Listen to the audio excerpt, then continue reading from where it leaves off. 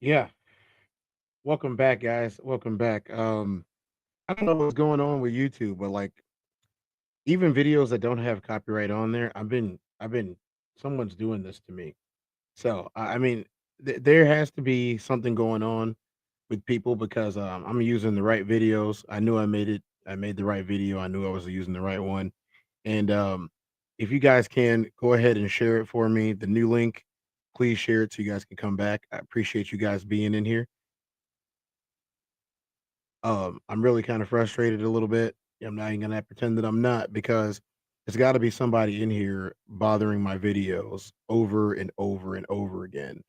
Um, Anytime YouTube shows me a bunch of reports that they need to review, and so they suspend me while I'm live, I don't.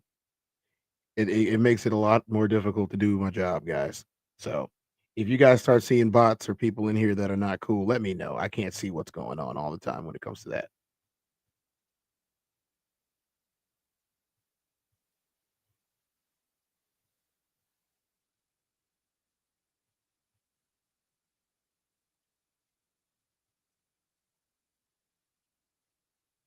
I'm trying to get the new link up. There we go. I can get the link now, and we're in there. So who knows? Let's hope not. I don't have that many of those.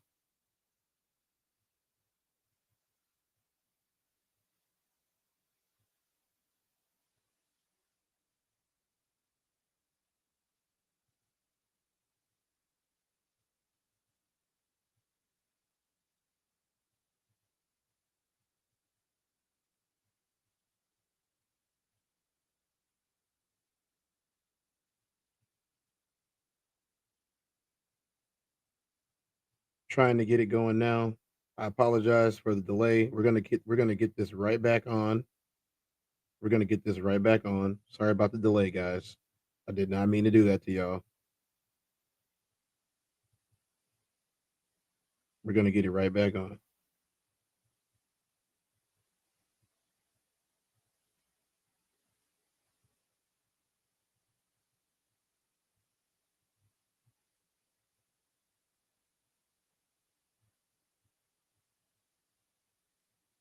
Just wow.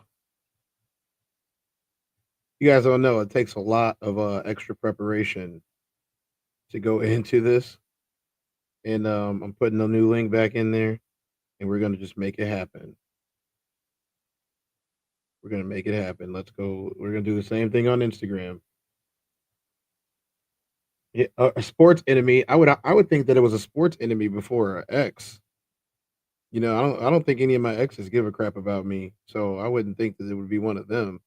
You know what I mean? So it's got to be a sports thing. You know what I mean? Or I don't know. It could be anything at this point. But I know one thing: we're back up and we're ready to go, and we got our link. We're live.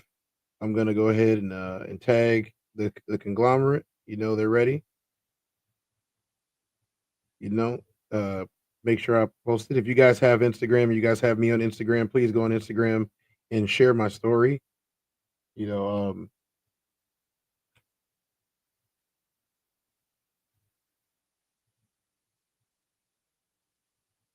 there we go. Posted. We are good to go. All right, let's go.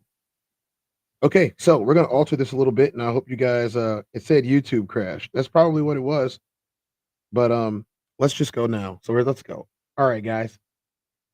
I'm having a terrible time with YouTube myself. Hey, YouTube is like that sometimes, guys. It's just how it is. So let's get back into the story. We've witnessed the crimes that this person was accused of, and now we're going to we're going to go into some of the interviews after he was caught. So that's where we're at.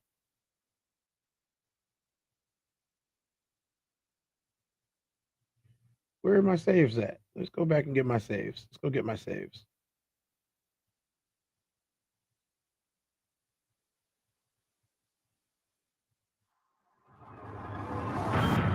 Who's safe? Richard Ramirez, a drifter from El Paso, Texas, and a self-described Satan worshiper, began his reign of terror in June 1984. By the time of his arrest 14 months later, Ramirez had gone on a killing rampage so grisly that Deputy District Attorney Phil Halpin said Ramirez had probably rewritten the book on serial murders. A map with pins marking locations of murders, 13 of them, and assaults, vicious attacks, showed that Ramirez moved quickly, killing and leaving, heading to another area to kill again. Night is meant to be a time of rest and peace. But on occasion, something entirely different happens. Yeah. Sometimes peaceful sleep is anything but peaceful. Some nights you are not as alone as you may hope to be. Without making so much as a peep, something, or rather someone, could be lurking in the shadows. As much as this sounds like the beginning of a typical scary story made up to spook you, it is actually the beginning of something much more horrific and 100% true. This is the truth behind the serial killer who infamously haunted the streets of the greater Los Angeles area in the early 1980s. This is the nightmarish tale of the Night Stalker. What is up, Iwu crew? The story we have for you today is one you are probably familiar with, though you may not know the half of it. The tale of Richard Ramirez will convince you to double-check the lock on your own doors before going to sleep, because, as you'll soon realize, the most terrifying monsters in this world are the ones who walk among us. Now, let's get into it. Ricardo Leyva Munoz Ramirez was born on February 29, 1960, in El Paso, Texas. Ricardo, who was most often referred to as Richard throughout his life, was the youngest of his 5 siblings. Richard's parents, Julian and Mercedes Ramirez, had initially moved from Juarez, Mexico to El Paso when Julian had the opportunity to work on the Santa Fe Railroad. Julian, who had been a Mexican national and former policeman from Juarez, was known to be quick to anger and often took his frustrations out on whoever was nearby. Unfortunately for Richard, he was all too often Julian's personal punching bag. See, what they're doing right here, I'm not necessarily agreeing with. Like, they're humanizing a monster. They're humanizing a monster, and this guy is a monster. Like, let's just keep it real. He is a monster, and the things that we've already witnessed him do on the previous stream have proved that he's a monster. One of the reasons why they didn't catch him the way that they should have caught him is because they didn't want to classify him as a monster. I mean, what did they call him? The handsome devil? That's what they called him? The handsome devil? I mean, it gets kind of, you have to ask yourself the question. Do people who are good looking get away with more things than people who aren't? You have to ask yourself at some point, do you say the looks no longer matter and it's the character that matters? And in this case, he kind of got away with it for quite a while. Physical abuse has a wide range of negative effects on people, especially children when they experience abuse from a young age. For Richard, violence was a part of his everyday life, and this was only exacerbated when Richard's older cousin, Miguel Mike Ramirez, decided to take him under his wing. As a decorated United States Army Green Beret, Mike was no stranger to violence and would come to shape Richard into the monster he inevitably became. After returning home from various combat zones, Mike would provide Richard with detailed retellings of his gory and gruesome pursuits during the Vietnam War. Mike glorified every aspect of his abuse of Vietnamese women and would even show Richard Polaroid photos of his victims, who were often bound and gagged while Mike posed with their bodies. In addition to Mike's willingness to expose young Richard to stories of his own violent endeavors, he also taught him some of the various skills he had picked up in the military, horrifically including stealthy ways to commit murder. Mike was one of Richard's closest friends for the majority of his childhood and early adolescence, so when Mike wasn't around, Richard was left feeling rather alone. This sense of lonesomeness, combined with his father's constant maltreatment, led Richard to frequently sneak out of the house. In the middle of the night, Richard would slip out just to go sleep in his town's local cemetery. There he found a little bit of peace in one of the strangest locations. Though any sort of peace was not easily found for Richard. By the time he was 13 years old, he witnessed death firsthand. More so than that, he witnessed his cousin, his role model, murder his own wife in cold blood. On May 4th, 1973, Richard watched intently as Mike used a .38 caliber revolver to settle a domestic argument with his wife, Jessie, by shooting her in the face. Instead of interfering or trying to assist Jessie after she had been shot, Richard simply sat back and took in the scene before him.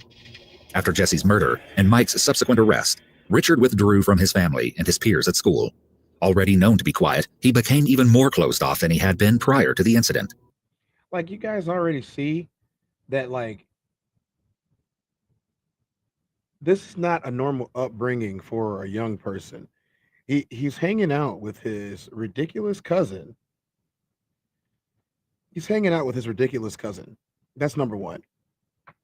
His cousin committed war crimes and crimes against humanity, and showing him all of these horrible things that he's going to emulate. Now, I'm not saying that there's any justification for what he did, what he was accused of doing, or how he did it. What I'm saying is sometimes family has to stand up and family has to say, hey, this guy's got a problem. Don't hang around him. And if you are caught hanging around him, you're going to have a problem too. You got to look out for your younger cousins. You got to look out for your nieces, your nephews. You got to make sure that if you have a problematic family member, that you get them away from them as best as possible. And matter of fact, I guarantee you that Richard Ramirez was not the only one that his cousin Mike, Miguel, or whatever his name was, showed those Polaroids to of him abusing people overseas in a war. I guarantee you that he wasn't the only one. What I'm gonna say though about it is if I would have been told or seen or heard about somebody being like this to people, I would have done something about it. Look at all the people who lost their lives because no one wanted to speak up. Sometimes it only takes one person to speak up. That's all it takes. As Mike was sent to prison for his crimes, Richard was once again alone. His older sister Ruth noticed Richard's strange behavior and was well aware of the harm he had constantly faced within the walls of their parents' home. So, she offered Richard the chance to come live with her and her husband, Roberto, for as long as he needed. Richard accepted the offer graciously, hoping that it would serve as an escape from his father's anger. Though moving in with Ruth seemed like a good idea at the time, it would ultimately shape Richard, and not in a good way. What Ruth had not known about her husband was that he was a notorious peeping Tom. In the middle of the night, Roberto would leave the house to go on creepy excursions around the neighborhood. He would peer through the windows of women and young girls alike for the thrill of it all. Once Richard moved in with them, Man, this whole family is messed up. The whole Richard Ramirez family is a mess. Shanna said, my mom was in high school when she encountered him and said he had terrible acne and he was not attractive and was, I don't know that word, or I don't know if YouTube's gonna flag me for saying it. So I'm just gonna let you guys read it for yourselves. Had a minute now? No problem. Roberto started taking Richard on his nocturnal endeavors and even taught Richard the tricks of not getting caught.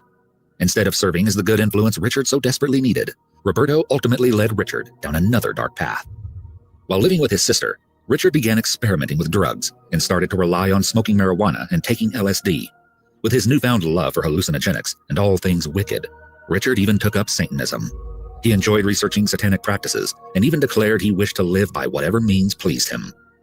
Richard's interest in evil practices, abusing drugs, and spying on women increased significantly when his favorite cousin Mike was eventually released from prison in 1977. Despite the fact that he murdered his wife in cold blood just years before, Mike was eventually found not guilty of Jesse's murder by reason of insanity. As a result of his release, he once again became the strongest male figure in Richard's life. With the combined influence of Mike and Roberto, Richard started to realize what he wanted out of life. Unlike some people who have career-driven goals and big dreams of success, Richard wanted nothing more than to be a real-life supervillain, and to be the one who always came out on top. The thing about Richard... Like you see what we're talking about here? He said that he wanted to be a real life supervillain. He wanted to be Lex Luthor in the flesh. See, the thing about being a villain, and unfortunately, this is something that we do have to talk about. The thing about being a villain is you're only a villain if you villainize. You're only a villain if you victimize people. You only get victims if you victimize people. And that's what he set out to do.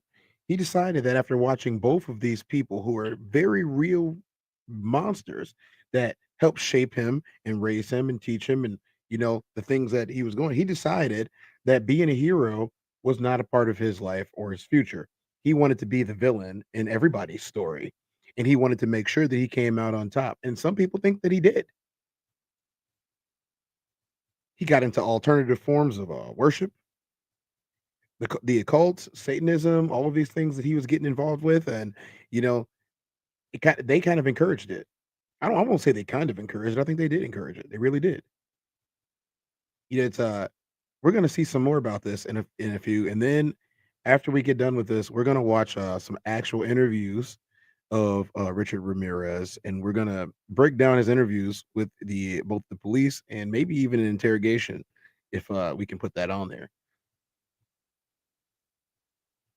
Ramirez was that no one could convince him to do anything he did not want to do. Moreover, if he wanted something, he would take it for himself. So Richard tested his luck with small, petty crimes. He stole from stores and spied on women in his neighborhood at night in the same way Roberto had taught him. You see how happy he looks to be the center of attention? These petty crimes were executed without much planning or preparation on Richard's behalf, and so he was eventually caught and All arrested. about choices. As Richard was just a teenager at the time of his first arrest in 1977, he was sent to a juvenile detention center and eventually released at the end of his sentence. It wasn't long after leaving juvie that Richard found himself arrested once more, this time for marijuana possession in 1982. He was initially placed on probation before eventually becoming free and independent once more. Before eventually dropping out of high school, Richard took up a part-time job at his town's local Holiday Inn. There, he was instructed to clean rooms and keep things tidy around the hotel. However, the power of a universal pass key eventually burned a hole in Richard's pocket.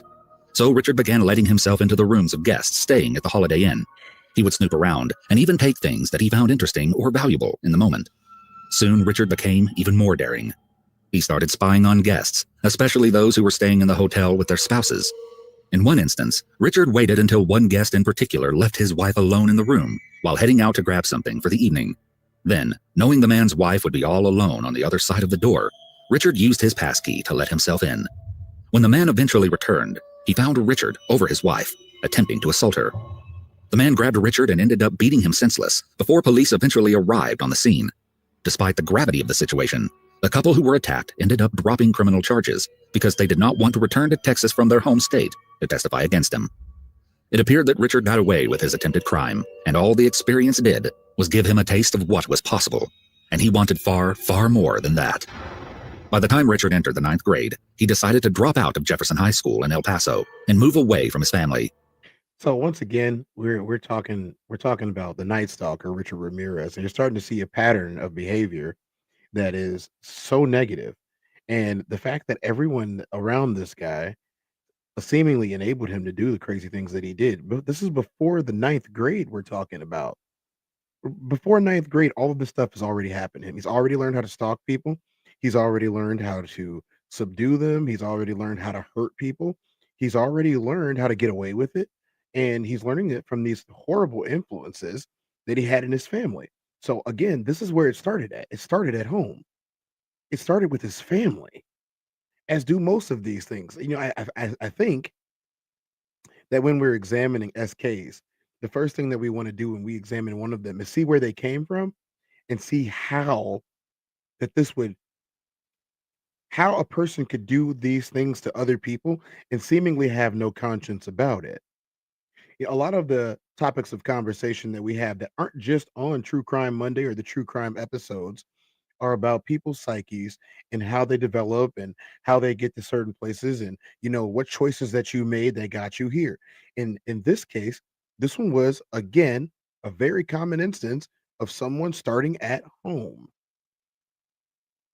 Shannon said, Jefferson High School is where I played semi-pro women's tackle football in 2022 with Sun City Stealth. So this particular story seems to resonate with you a lot. I would probably say that down in El Paso, Texas, you guys probably are still talking about the Night Stalker, Richard Ramirez. There are probably some people that are still afraid of him, even though he's no longer amongst the living. Well, there are some people that believe that he is. If you guys saw the American Horror Story season that was based upon Richard Ramirez, the Night Stalker, there are people who do believe this based upon their own beliefs. He did not want to be around his father, who tormented him, nor did he want to continue living with his sister, despite the bond he formed with her husband. At this point, Mike was in and out of Richard's life as well. When Richard was around 22 years old, he ended up moving to California. California would not only become his new permanent place of residence, it would also become Richard's twisted criminal playground in the early 1980s. Once in California, Richard was arrested for cocaine possession and even a car theft charge. The combination of these two crimes led to a short-lived jail sentence. But Richard's worst crimes were just starting. In April of 1984, while in between homes, Richard often lived out of hotels, including one in the Tenderloin district of San Francisco. Richard had managed to find access to the hotel's basement, which was seldom entered by any of the staff. It was there, in the dark, damp basement, that Richard brutally attacked, beat, and stabbed 9-year-old May Loon to death before hanging her lifeless body from a pipe. Despite the severity of the murder, no one initially even suspected Richard, as he had abandoned the hotel long before the young girl's body was located by officials. In fact, Richard would not be found guilty of May Loon's murder until 2009. So Wow. He was not found guilty of this until 2009. Richard got away with yet another crime, this time an actual murder.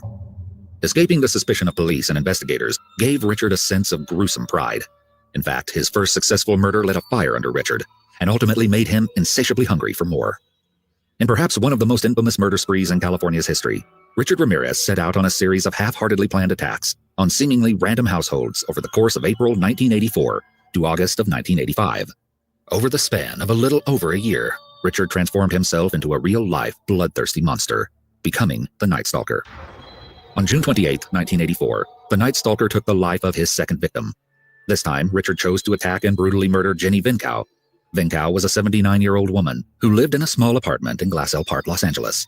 Richard had stabbed the old woman to death after having forced himself on her. Before fleeing, Richard even nearly decapitated her without leaving any evidence behind to identify him at the scene. That is, except for a smudged fingerprint on the mesh-screened window that had been supposedly removed for him to access the apartment.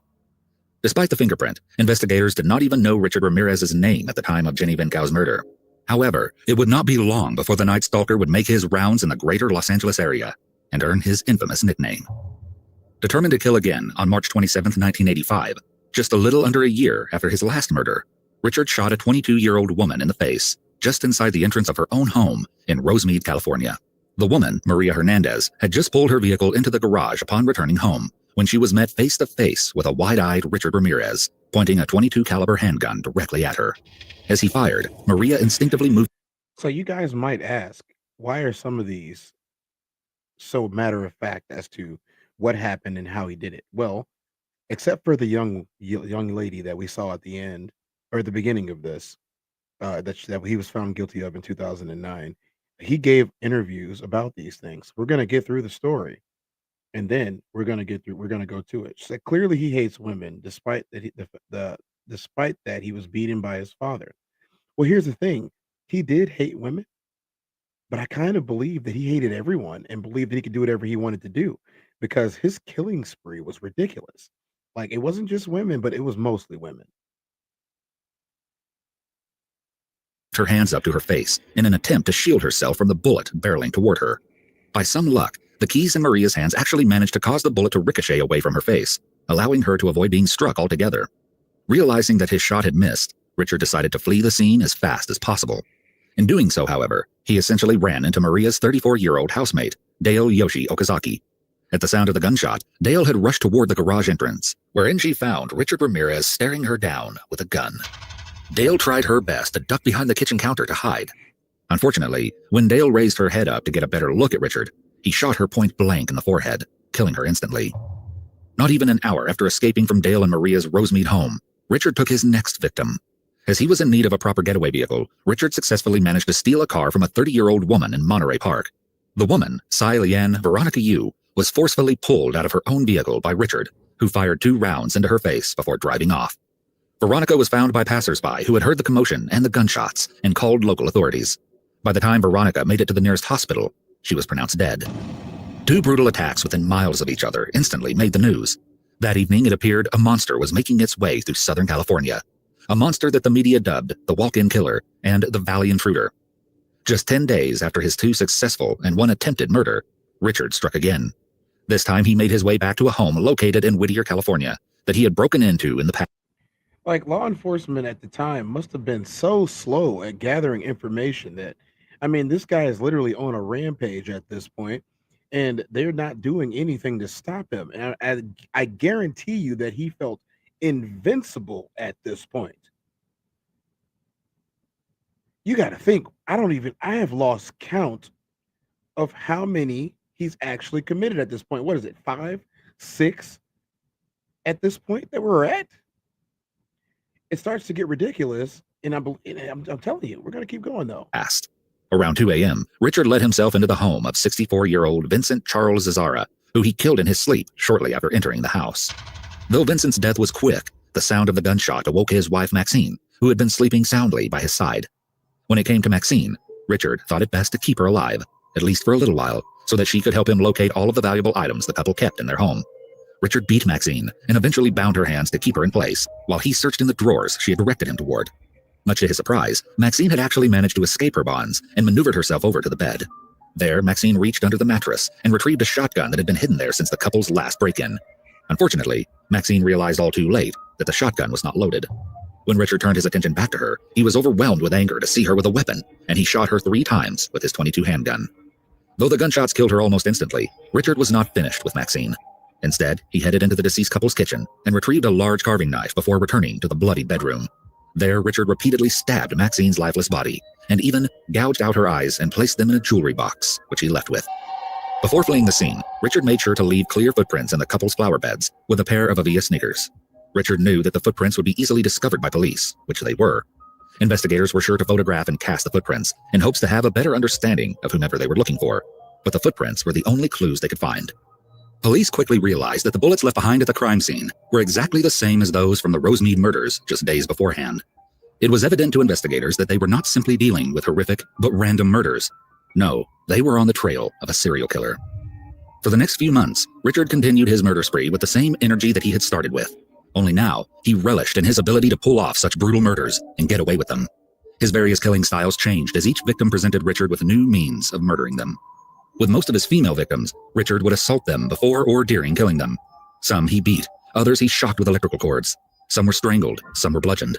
Some he simply shot point blank before mutilating their bodies. But a rare few managed to survive the Night Stalker's attacks. On August 24, 1985, Richard headed down to Orange County, California, to the town of Mission Viejo. There he parked his stolen vehicle down the street from the home belonging to James Romero Jr., who had just returned to California with his then 13-year-old son, James Romero III. The father and son had been on a family vacation in Rosarito Beach, Mexico, and had just gotten back on the same day that Richard Ramirez had decided to stop by. Let's catch up on these comments while we're at it, all right? So you guys take a chance to click that like button. Thank you. Like, subscribe, share it to your friends. We're doing good content out here. And you guys, True Crime Monday is a special that I do on Monday nights. Sometimes they're Monday in the daytime. It just depends on how it shakes out. Lately, it's been later. I think it adds to the chilling effect of the things that we're talking about. Maybe it'll help you sleep. Some people love these types of stories. Some people don't. But Monday is when we do true crime. That's why it's called True Crime Monday. Every other day is a normal show. I would hope to get one more show in before we leave. And then on Wednesday starts the blog or vlog or vacation blog for me going to Hawaii to participate in the Hall of Fame game in the Hawaiian Bowl. I'm also being inducted into the Hall of Fame. I'm going to try to post some content, maybe get a live in while I'm there. So it will be a little bit different than what you are normally seeing from me. But we're going to get these ones in today. Hopefully we get another one in tomorrow morning around the daytime. And then after Wednesday this week, please tune in to the test down because we're going to be doing a very special vlog of my travels to Hawaii with Team USA and getting inducted into the Hall of Fame, getting my Hall of Fame ring and playing in the Hall of Fame Bowl in beautiful Honolulu, Hawaii. So you guys can follow along with me. If you guys want to see some of that, beforehand, you guys can check out my TikTok and Instagram, and I'll post that in the comment section for anyone that's wondering. My TikTok and Instagram is Soul Reaper 24. That's where a lot of the content from this trip is going to be at. I do want you guys to be a part of me going into the Hall of Fame and being inducted on the West Coast, off the West Coast in the Pacific, in a beautiful Honolulu, Hawaii. But this is True Crime Monday. Thank you guys for showing up. If this is your first time showing up, please hit that like button and subscribe so we can continue to make beautiful content for you and evaluate the psyches of the people that are around us, because that's what this is. This is a psychology and sociology project. We want to see what these people are actually thinking. And let himself in. In the dead of night, James Romero III heard a noise just outside of his bedroom window, indicating that there was definitely someone creeping around. Immediately, young James woke his sleeping parents, thinking there was some kind of bad guy lurking in the shadows. Realizing that the lights in Romero's home all turned on at the same time, Richard thought it best to abandon his planned attack if it could not be a stealth one. Before he could get away, however, James III managed to note the color, make, and model of the car Richard had been driving. More so than that, he had even managed to memorize at least part of the license plate number. A 13-year-old boy had managed to obtain more information on Richard than any investigator to date. James Romero Jr. promptly called police, thinking they had chased away a potential thief. Little did they know that they had come minutes away from being the Night Stalker's next victims. Yeah, that's crazy how they were able to actually do that when no one else was. Let's catch up on these. Passports Go said the fact that these people are such heavy sleepers is crazy to me because the slightest movement, I'm waking up. Yeah, man, it's actually kind of interesting that the most of these people that were victims were extremely heavy sleepers. He's able to walk right into their houses while they're laying in their beds. Soft Rain said, click that like button. Go ahead, click that like button. Facts Rain, y'all hit the like button. It's free. I did it. You can do it too. So they typically always start out with petty crimes first and then they escalate. Yeah, they do. So as you can see, they start off with the petty crimes to see what they can handle and what they can get away with. That's the truth. They start off with the petty crimes to see what they can handle and what they can get away with, and then that's how they move forward. Once again, that is the TikTok and the Instagram, Soul Reaper 24. You guys go ahead and follow it when you get the time, you get the chance. We're going to be posting a lot of things from our trip on there. Back to the story. Shortly after his failed attempt at the Romero's home, Richard found himself breaking into the house of Bill Carnes and his soon-to-be wife, Inez Erickson. As per Richard's infamous fashion, he let himself into the house and snuck his way into the couple's bedroom. There he woke 30-year-old Bill Carnes from his sleep by cocking his .25 caliber handgun. As Bill lifted his head in search of the sound's source, Richard shot him 3 times. Then he turned to Inez. Richard looked the frightened woman dead in the eye and told her that he was the Night Stalker. He then forced her into swearing up and down that she loved Satan. All the while, Richard beat her and bound her with her fiancé's neckties from the closet. After assaulting her, Richard managed to steal what valuables and cash he could find. Before leaving Bill to bleed out, Richard locked eyes with Inez once more and decided to leave her alive. Instead of executing her, he told her, quote, "Tell them the Night Stalker was here." Once Richard fled the scene, Inez managed to break away from her bonds and rush over to her neighbor's home to ask for help. Ultimately, Bill managed to survive his injuries after having the 3 bullets surgically removed. As she had been left alive, Inez was able to provide police with the information they so desperately needed: a physical description of the man who had been slaughtering people in the Los Angeles area for months. Police were also once again able to photograph and cast the footprints left in and outside the home. Just 4 days later, the stolen car was located back in Los Angeles, and, despite his efforts to wipe the vehicle clean, investigators were able to find a single fingerprint on the car's rearview mirror. The fingerprint was run through the police databases and found to be a positive match for Richard Ramirez. The next day, Richard's name and face were released to the public. The whole state of California and beyond knew the Night Stalker's true identity. On August 30th, 1985, Richard had decided to visit his brother who lived in Tucson, Arizona. Unbeknownst to him, his face was plastered on every newspaper and every television station in the state of California. Unfortunately for Richard, there was an issue with meeting up with his brother, and so he backtracked his travels to return to Los Angeles. Richard ended up back in LA early on the morning of August 31st, and though he didn't know it, investigators had been tracking his every move. Police believed that the Night Stalker would attempt to flee on an outbound bus, so they lined up all over the block in the hopes to stop him. Richard had noticed the police officers and managed to keep his head low and avoid being spotted as he walked into a nearby convenience store. That is, until a group of women caught a glimpse of him. The group of old Mexican women shrieked in fear and called out frantically that the man before them was none other than El Matón, the killer. Richard looked. A group of old Mexican women are the reason that the Night Stalker got caught. She said, that's not a good likeness. No, it isn't. Whoever was that sketch artist was terrible. He was terrible. Around in a panic as he realized that dozens of magazines in the store had one face staring down at him. His own. Richard fled from the store as fast as he could and even darted across the busy Santa Ana freeway in the middle of traffic in an attempt to get away. In his mad dash for a hiding place, Richard attempted to carjack a variety of vehicles, but was unsuccessful in each attempt. All of a sudden, bystanders watching Richard run realized they were in the presence of the Night Stalker in broad daylight. Together, a group of residents from the neighborhood managed to tackle him to the ground. One resident even managed to strike Richard over the head with a metal bar, forcing the serial killer to fall to his knees in pain.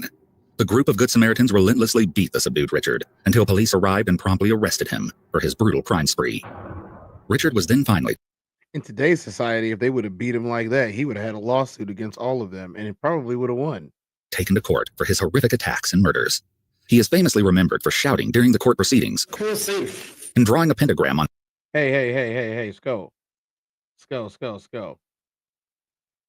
This has a connection to me and my family, and I don't know if I can do that one. As some of you are well aware of, my father's side of the family is from St. Louis, and that's all I can really say about Raphael Jackson. You know what? Maybe I will do it. This will be the second time that I've had a connection in some way or another to some craziness that happened in a place where either I grew up at or my family grew up at. So, Skull, why don't you do me a favor? Why don't you send me that in a DM and a text or a message? Or actually, you can use my Snapchat. You have my Snapchat. Use my Snapchat. I check that more than anything else because it's right in my face all the time. I can ignore the other apps, but Snapchat just it's right in your face. So no, you're all good, man. I ain't soft. Send it to me in a message on Snap, and then that'll be what we do next Monday when we get back from Hawaii. How about that? We can do that. How about we reclaim some of that? Yo, what's up, Cinco? How you doing, man? I appreciate you. Thanks for showing up to the show tonight. Let me catch you guys up on what's going on. We're talking about Richard Ramirez. He just got caught, and the people of California whooped his murdering ass. They whooped his ass. They hit him with the metal bar. They stomped him. They kicked him. The Mexican ladies on the street is the ones that called it out. Hey! That was the Night Stalker. So we're gonna see what's gonna go happen here, and then we're gonna listen to him. His hand, which he showed to the court, as well as another in his blood on the wall of his cell. Interestingly, the state of Richard's teeth ended up being a turning point in his trial. Richard was known to have decaying teeth, and by the time he was in jail, 9 of his teeth were rotting, while some were missing altogether from both his upper and lower jaw. His father had provided him with an alibi during his trial, stating that Richard had been in Texas during one of the weeks where there had been 3 attacks, and therefore could not be the killer. Yet a dentist from Los Angeles later testified that he had actually treated Richard for his rotting teeth during that time period, proving that his father had lied. On September 20th, 1989, Richard Ramirez was convicted of 13 counts of murder, 5 attempted murders, 11 sexual assaults, and 14 burglaries. On November 7th, 1989, Richard was sentenced to 19 respective death sentences in the state of California via gas inhalation. After his sentencing was revealed, Richard told reporters, "Big deal. Death always went with the territory. See you in Disneyland." That quote alone sent shivers down the news reporters' spines. But perhaps one of the most chilling parts of Richard's trial was the overwhelming obsession that countless women had with the man who wreaked havoc throughout Southern California. In fact, multiple women who claimed to Yeah, this is the part. Sweet Lord. be fans of Richard would write him letters and even pay him visits in prison. One woman in particular, Doreen Leoy, wrote Richard around 75 letters in total during his incarceration. Doreen described Richard as, quote, "He's kind, he's funny, he's charming. I think he's a really great person. He's my best friend. He's my buddy." Richard asked Doreen to marry him, and despite the fact that he would be in prison for the rest of his life until he was executed, they were married within the walls of San Quentin State Prison in October of 1996. For years after their official wedding date, Doreen swore to reporters, friends, and family members alike that she would take her life the same day that Richard was to be executed. However, their supposed love did not seem to last. Doreen eventually left Richard, for one reason or another that was never expressed publicly, though some have speculated Doreen became disturbed at Richard's lack of empathy for his crimes. Richard did not seem to mind much. In fact, Richard eventually ended up engaged yet again, this time to a 23-year-old writer, Christine Lee. Because of the state of California's notorious Look, if this man who is locked up with 19 death sentences, not the rotten teeth, is BTA, y'all. BTA. I have some problems with that, to be honest.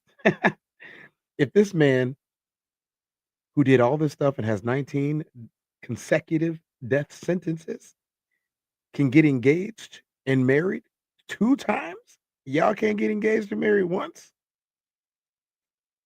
That's all I gotta say about that. That's all I gotta say about that. Times have changed. They even saw some redeeming qualities in this weirdo. I didn't see any redeeming qualities in him, but then again, I am a man and I am very practical. And most of the practical things that I think or talk about Don't involve marrying these kind of guys. But hey, what do I know? I'm just a guy on his show. Lengthy appeals process, Richard Ramirez would have been in his early 70s by the time his execution was properly carried out. However, the infamous Night Stalker never made it that far. On June 7, 2013, Richard died of complications secondary to B-cell lymphoma at Marin General Hospital in Green Bay, California, at 53 years old.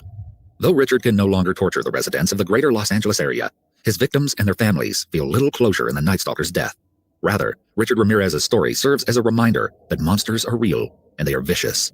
Richard was a cruel killer, one with no remorse whatsoever. If you take anything away from this... Look, I gotta tell you guys, that was so strange. You know, we're gonna look at this interview. Look at this one. What do you want the world to know about you? The world has been fed many lies about me. I have read very few truths. Who are you?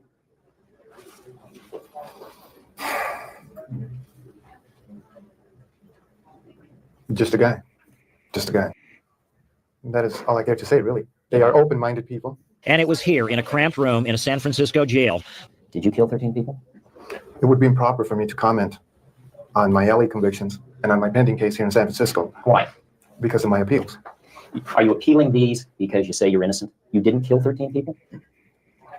That is correct. You didn't kill 13 people. Again, it would be improper for me to comment in any regard to that question. You have now entered a very rare group of people in this country. You're in the ranks of Charlie Manson, Ted Bundy. You claim you didn't commit these murders, but you're right in there now as far as everybody else is concerned. Serial killers do on a small scale what governments do on a large one.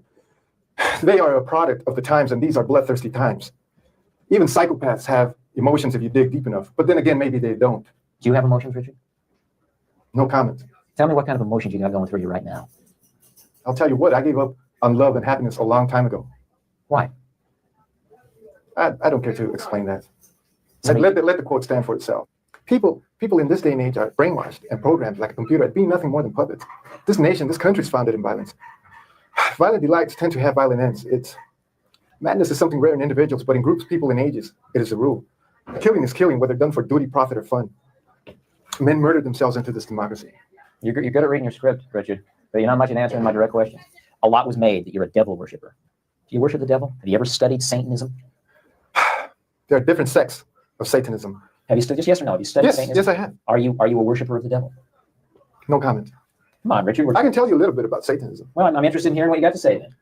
It is undefiled wisdom instead of hypocritical self-deceit. It is power without charity. The Satanist admits to being evil. Do you admit to being evil, Richard? We are all evil in some form or another, are we not? I'm asking you the questions, my friend. Yes, I am evil. Not 100%, but I am evil. Evil has always existed. The perfect world most people seek shall never come to pass, and it's going to get worse.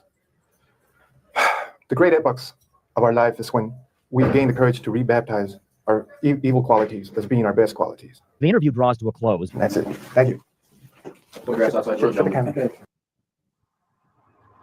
Guys, like at this point, when we're talking about this guy, we're gonna look a little bit more of this. Only a few more minutes, and then I want you guys to go over and watch the No Middleman podcast on the Souls of Thought channel. That's coming up after we get done. Approximately 0850 hours this morning, we received a call in the vicinity of Euclid and Garnet in the city in Hollenbeck Division. Let's move it forward a little bit. These are some of the people that whooped them. Having to face, once again, the individual that we believe is responsible for that sorrow. So it's a very traumatic time for them, and we're doing everything we can to ease that tension and that burden on them.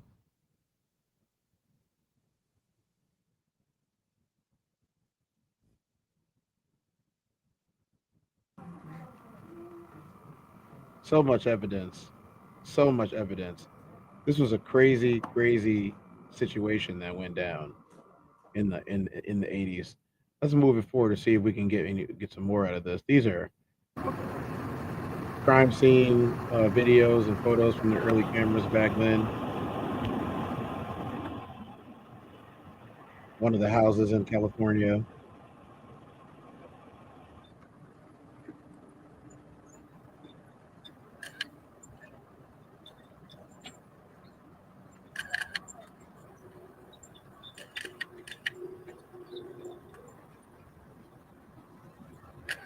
foreigners, man.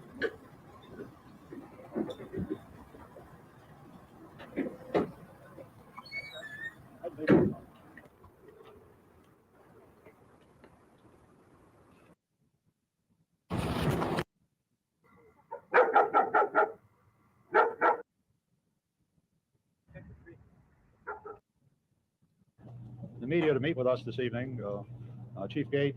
We are satisfied that we now have the identity of the individual who has been commonly referred to as a Night Stalker, who has been responsible for the number of murders and assaults in Los Angeles, Orange counties, and up in San Francisco. This identification has come about purely through the cooperative effort and a great deal of hard work. You know all that already. I think that's all we got on him for that. You know, there's a ton more that we could be showing, but you know, I think we've reached the end of the Night Stalker for today. We got to see a bunch. We got to see a bunch. We got to experience a bunch, and we got to talk about this. So there's a couple things that this I was going to go there. Cinco said he does have a point about the country being founded on violence. Yeah, there's, you know, considering that he was a Mexican American or just commonly referred to as a Mexican, you know, he might have already had a couple of things that he had against the United States. That's number one. And then to become indoctrinated with, you know, those type of religions or belief systems and followings that he needed to take revenge on it, he felt as if he was justified. One of the things that I don't agree with him on is, well, most of it, but one of them I'm going to cherry pick a little bit is, you know, you don't need to wreak havoc and terror on people just because other people had havoc and terror wreaked upon them. Sometimes someone needs to stand up and say, this is enough. This enough is enough. This is the end. I don't need to do anything else other than make sure that this never happens again. But those are heroes. And this person decided that he wanted to be a villain. Not only did he decide that he wanted to be a villain, he decided that he wanted to villainize and victimize others. Those weaker than him, and he wanted to be the predator. He wanted to chase his prey. He left clues on purpose. He wanted to be caught. There's no doubt. Yeah, there's no doubt about it that he didn't want to be caught. He left clues on purpose. I could play you guys probably 10 more interviews from over the years up until when he died. But I'm going to leave that to my audience. It's now time for a section of the show that we haven't done in a while. And I think that we're going to bring up some chat Q&A. If you guys have a question for me, give me a question that I can answer for you and, you know, make, what do you call it? Make some sense of something. So the question could be about anything. It could be about anything. Ask me anything you want to ask me and I'll answer it.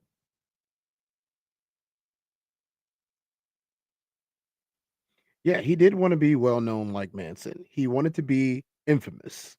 That's the term for people who want to go down in history and have their names remembered for heinous and horrible things. He wanted to be an infamous person. Absolutely. Yeah, yeah, absolutely. Come on, guys. Y'all are lacking. It's a bunch of y'all in here. I need a question for chat Q&A. In this section of the show, in chat Q&A, someone asked me, Tez, someone asked me a question either about what we just witnessed or what I think about anything or just something general. You can ask me a question about what's going to happen in Hawaii, and you can ask me a question about, you know, the Hall of Fame, my playing career. You can ask me a question about anything. Doesn't always mean that I'm going to answer it. If it's disrespectful, I won't answer it at all. I'll ignore it or I'll delete it or I'll just ban you from the channel. But I need to get a question from one of y'all. Cinco said, how do you feel about the game of football now? Well, Rachel said, why do you think it took so long to catch him? Okay, so I'll answer both of these questions. I'm going to answer Rachel first, since she came up first, and I'll jump back to you, Cinco. Okay, and then we'll be done with chat Q&A. What do you think? Why do you think it took so long to catch him? Well, the first reason that it took so long to catch him is because at the time, the police were very reluctant to even call it a SK in the first place. They didn't want to categorize what was going on as one person doing a whole bunch of crimes, even if they looked connected. See, the thing about the police, especially in the 70s and the 80s, was that they really wanted to be sure if they were going after somebody and they wanted to go after the right person. That is why so many of them happened in the 70s and 80s, is because they were a lot slower on being able to process information and share information between different police departments. Now, the police departments have a joint effort and they're able to share information rather quickly and work together in order to get cases solved and to stop these types of people from popping up over and over again. Yes, there are situations where in the modern time someone's still able to get away with it and do it, like the guy in Houston or the guy that was working here in the Midwest. There are, and I will tell you guys to be safe. Be safe. There is an active SK in both Houston and Louisiana, and also in the Midwest, working between Illinois, Wisconsin, Michigan, Indiana, Iowa, and Minnesota. They are looking for him right now. They're trying to find this person. I say him because the majority of the SKs have been men. We don't know that if it's a man or if it's a woman, but the majority of them have been men from what we have been able to see and catch. This psychopathic, sociopathic tendencies that these guys have. They're usually very traumatized individuals who started out very young and are honestly able to blend in society. Either they are nondescript people who most people don't remember, or they're people like Ramirez or Ted Bundy or even Jeffrey Dahmer, who are people seem to gravitate towards them and allow them to get away with the things that they're getting away with. People are like, oh, they're so likable, so we're going to let them get away with it. So in the 70s and the 80s, the reason why it took so long to catch him was simply because he was able to walk around and people would see what they wanted to see in him, and that wasn't someone that was evil. When they caught him in California, they caught him in broad daylight. And the only reason why they caught him is because the Mexican ladies recognized, who was the person that was doing it. You know, it's actually kind of telling at what you could get away with just because of how you look.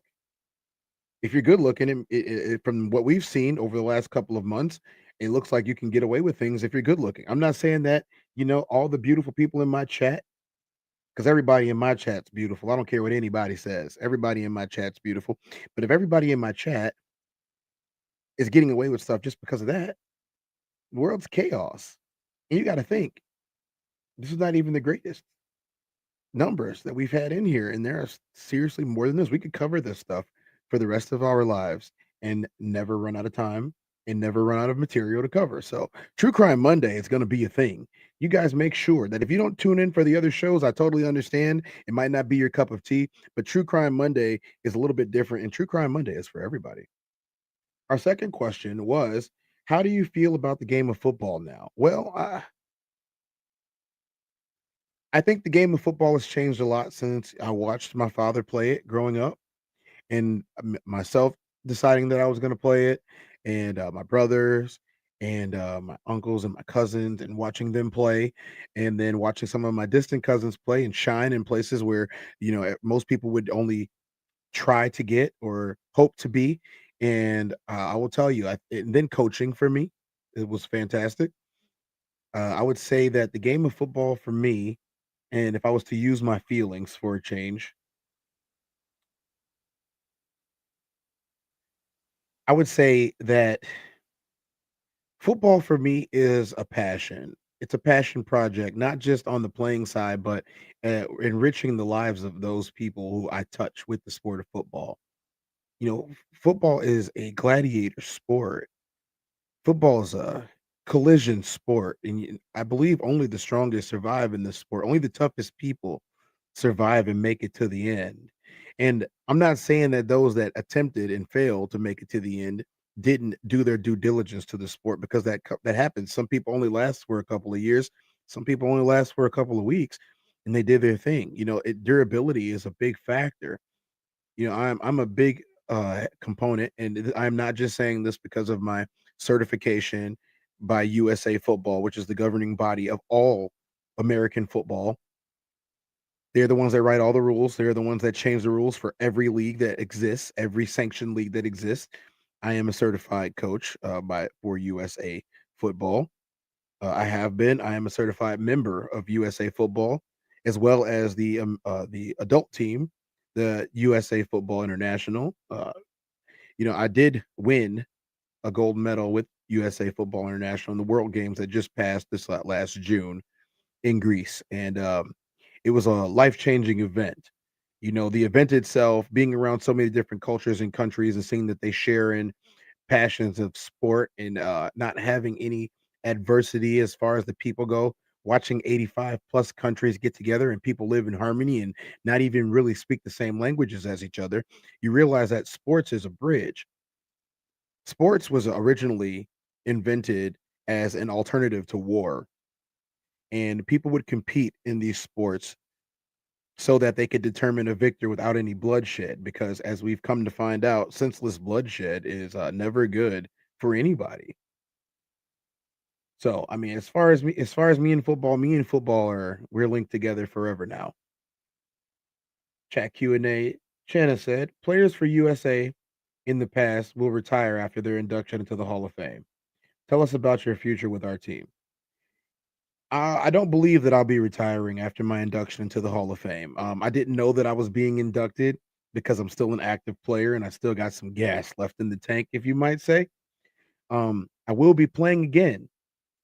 Lord willing and my body willing, I will be playing again, and I will play as long as I still have that passion and fire burning in me to do so, as long as I'm still productive. The minute that I'm not productive or I felt like I've lost too much, I will give way to the next generation. Until then, I'm there as a player, as a mentor, as a captain, as someone that can guide someone that's younger than him into the next level that he needs to go to. And also, I'm going to continue to seek more personal glory while I am on the gridiron. I have a lot left to give, and I don't think that I'm done yet.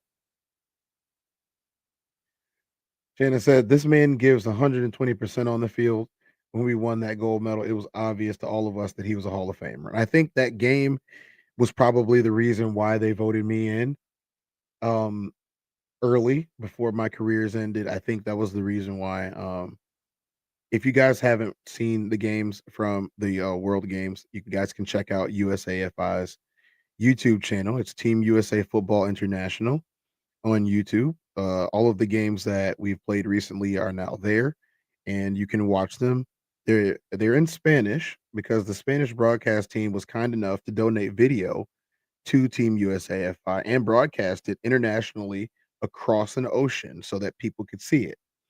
Um, Thank you again to Team Mexico for donating us. Thank you, Lugopi, for being there with us and being so kind to us. And I know that you guys wanted to take the gold medal home, but I could not allow that to happen. It had to come back home with me in America. One more question. You've personally seen me play from a coach's perspective and a person with an eye for talent. Do you think I have it to make it further? Yeah, I think you have it more than I had it. I know that sounds crazy considering the things that I've done in this sport and the way that people treat me usually around the game of football, but I think you have it. I think you have everything it takes to get there. I think that you've had certain things that you need to overcome. I think that you've had obstacles in your life that have stopped you from reaching your maximum potential. And but I do believe that you will get there. You have all of the intangibles. You have the fire that I have inside of me. You have that same aura, that ability to just power through everything that comes your way, whether you know, it's a blend of agility and quickness, and you have it. You have it. You just need to believe in yourself a little bit more. Sometimes you doubt yourself in places that you don't need to doubt yourself. You have it on as both a receiver and a running back. You have it on defense. You're one hell of a corner. You've overcome whether it be a height deficit or a size deficit. You overcame all that. You packed on 30 pounds of muscle over the years that I've known you. It's been wonderful watching you develop into a man and watching you develop into the player that you are today. When you become a father and when you become, a coach, I know that you're going to be great at that too. So I hope that you take these words, heed them, and I hope that you suit up with me again before the end of my career. It's been a pleasure knowing you this entire time. I'll always believe in you, even when I'm retired and I hang them up for good. I will always believe in you, and I'll always show up there for you. I will always support you because not just that you supported me, but you got somebody in your corner. So I got one more thing to share with you guys before we're out of here. And that is something special to me. This is the RSC, that is the Raw Society Coalition. Let me move chat Q&A because chat Q&A just ended. That is the Raw Society Coalition. I want you guys to go and subscribe to these channels where you can see all types of content. The Raw Society Coalition is myself and 4 other individuals who will be going live soon. That's the Raw Society Coalition, the Classic Codes. Tonight they are live on the No Middleman podcast on Souls of Thought, Uncle Plug TV, Conversations with Soft Rain, and then you have been here on the Test Down. So while you guys have been here on the Test Down, I hope you guys understand that I am 2-4, I am Tez. We got through a whole lot of stuff today. I appreciate you guys for dealing with the time dilation that I had to deal with and some of the technical difficulties that we had in the last stream. I thank you guys for supporting me as much as you possibly could. I will be back in 24 hours. That's 24 on the Tez. This is the Tez Down. We test all those downs today. The Night Stalker is no more. You guys can sleep peacefully, but please lock your doors. Get a dog, and if you can, get some self-defense. Until then, I will see you guys tomorrow. Enjoy.